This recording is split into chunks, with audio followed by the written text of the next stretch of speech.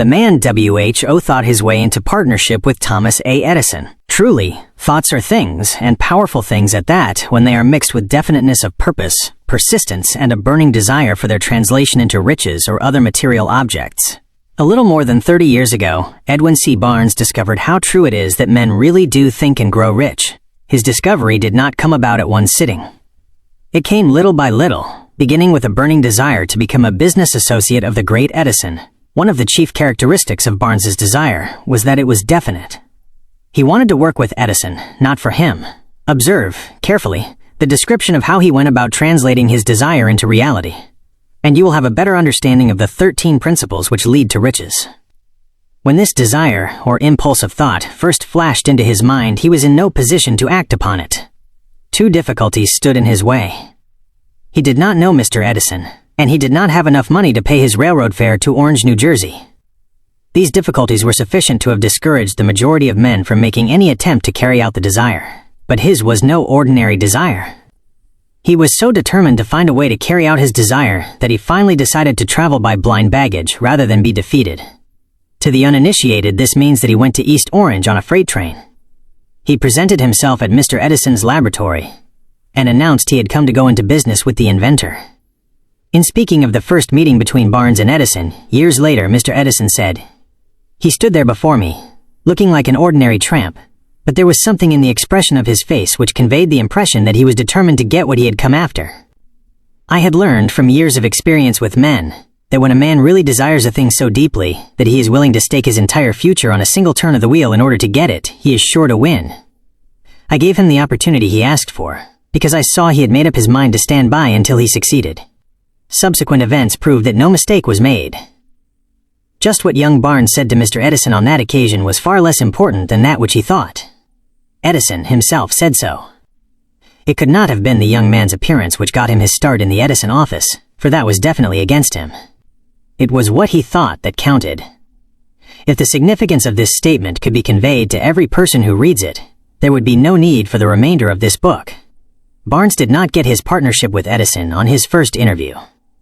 He did get a chance to work in the Edison offices at a very nominal wage, doing work that was unimportant to Edison, but most important to Barnes, because it gave him an opportunity to display his merchandise, where his intended partner could see it. Months went by. Apparently nothing happened to bring the coveted goal which Barnes had set up in his mind as his definite major purpose. But something important was happening in Barnes' mind. He was constantly intensifying his desire to become the business associate of Edison.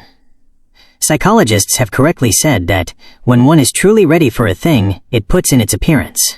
Barnes was ready for a business association with Edison. Moreover, he was determined to remain ready until he got that which he was seeking. He did not say to himself, well, what's the use? I guess I'll change my mind and try for a salesman's job. But he did say, I came here to go into business with Edison, and I'll accomplish this end if it takes the remainder of my life. He meant it. What a different story men would have to tell if only they would adopt a definite purpose and stand by that purpose until it had time to become an all-consuming obsession. Maybe young Barnes did not know it at the time, but his bulldog determination, his persistence in standing back of a single desire, was destined to mow down all opposition and bring him the opportunity he was seeking.